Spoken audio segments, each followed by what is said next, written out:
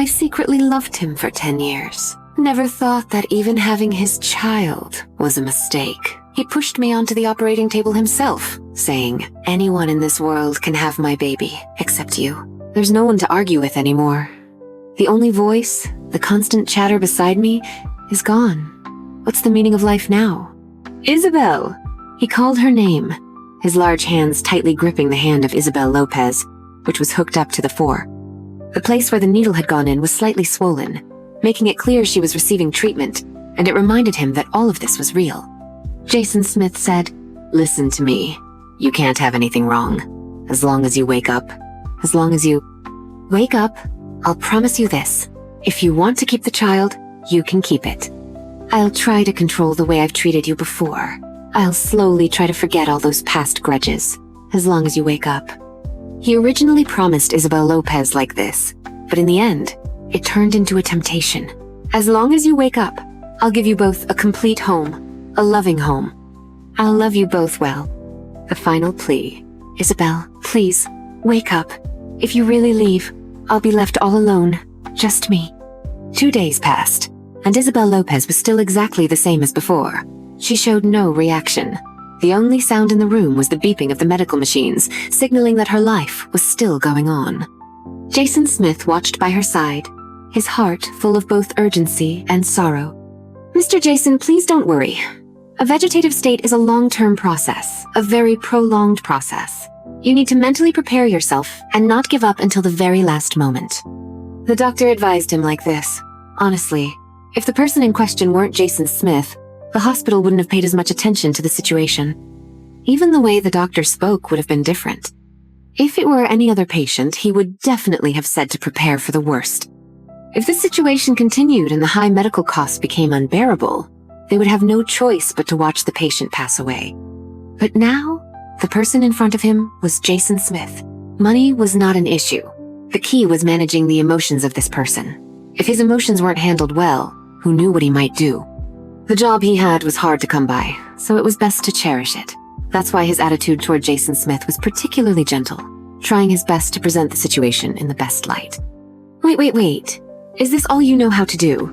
Don't you have any other methods or options?" The more time passed, the more anxious he became. He really feared that if too much time passed, she might never wake up.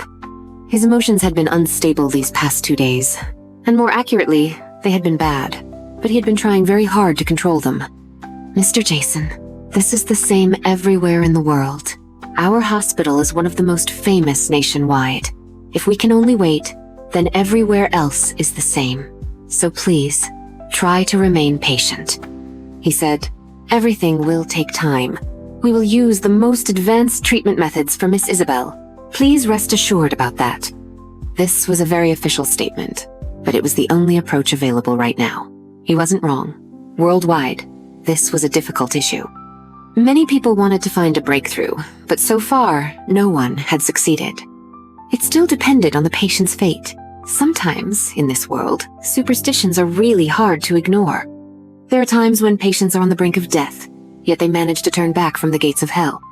But sometimes, people who seemed fine from the start still leave the world so suddenly. Life is so fragile, so unpredictable. This is just a pop song. I've heard these words more times than I can count. I don't want to hear them anymore. If you can bring out the best treatment plan, do it. If you can't, then just get out of here. Jason Smith said, "Use your professional knowledge. Stop just eating my food all day. As a doctor, if you can't even treat a patient, what good are you?" "Mr. Jason, Enough. I don't want to hear it. Just leave." He hadn't even finished speaking. His words hadn't fully landed when Jason Smith interrupted him. "Yes, sir." Although he was quite upset, the benefactor was standing right in front of him. If he really said what he'd meant and told him to leave, he could be kicked out of the hospital any time. Due to the Smith family's connections, it wasn't certain he'd find another job, so he couldn't resist. He could only answer politely.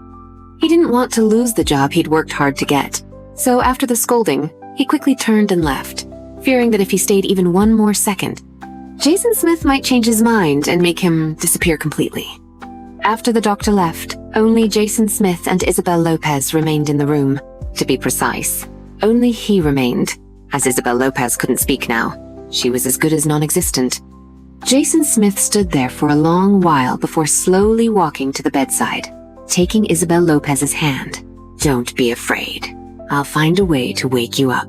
I won't just let you lie here for the rest of your life." After saying this, he stayed in the room for a while longer before turning and leaving.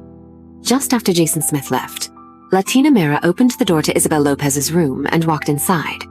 She had been in the hospital these past 2 days. She'd seen how Jason Smith's emotions had shifted, the way his gaze softened toward Isabel Lopez. She'd noticed everything. She was utterly jealous. She wished Isabel Lopez would just die already, leaving Jason Smith for herself. Her eyes burned with hatred as she slowly approached Isabel Lopez's bed, almost like a wild animal seeing its prey, itching to pounce and devour her. Thinking this, her hands reached out, slowly moving toward Isabel Lopez's oxygen mask, gently pulling it upward. "Hey, do you think Miss Isabel will wake up this time?" "I don't know. After all, this is beyond our control. But she's really had bad luck. Her mother was also in a vegetative state and passed away not long ago. Now she's in the same situation.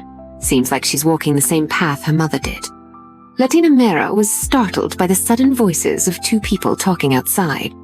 From their tone and knowledge about Isabel Lopez, it seemed they were the nurses from the hospital who had taken care of Isabel Lopez and her mother. The voices of the 2 nurses pulled her back to reality. She quickly removed her hand from the oxygen mask, almost doing something irreversible, and feared being caught.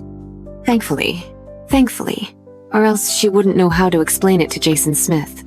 "Isabel Lopez, you really are lucky. You're still alive, but don't worry. Even if you don't die, you won't wake up. I will never let him be with you." She said this bitterly to Isabel Lopez, quickly tidied up, and turned to leave. But just then, 2 nurses pushed the door open and walked in. All 3 of them froze. The 2 nurses were even more surprised.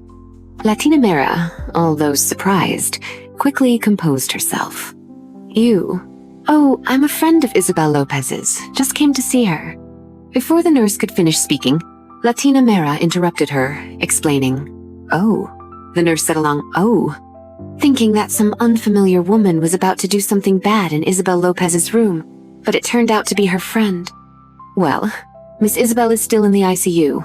Next time you come in, you should let us know beforehand. We need to report to the higher-ups." One of the nurses explained, saying that visiting conditions were stricter for ICU patients, especially someone with such a background. The hospital had to be more cautious, so they had been instructed to handle it this way. Latina Mera felt a little embarrassed by those words. She never knew that even for ICU patients, you had to report to the higher-ups before visiting. It seemed that Jason Smith really protected her well. "I'm sorry. I was a bit rushed when I came over. I only knew which room she was in and didn't think much more. I'll make sure to pay attention to these things next time." Although she was quite irritated, she explained politely. This tone was more pleasant to the nurses' ears. Nurses hated dealing with family members or patients who were unreasonable and didn't listen. A person who immediately realized their mistake and promised to correct it was generally more likable. "It's okay. We're just doing our job. Next time, just remember and let us know beforehand." "Okay. Thank you."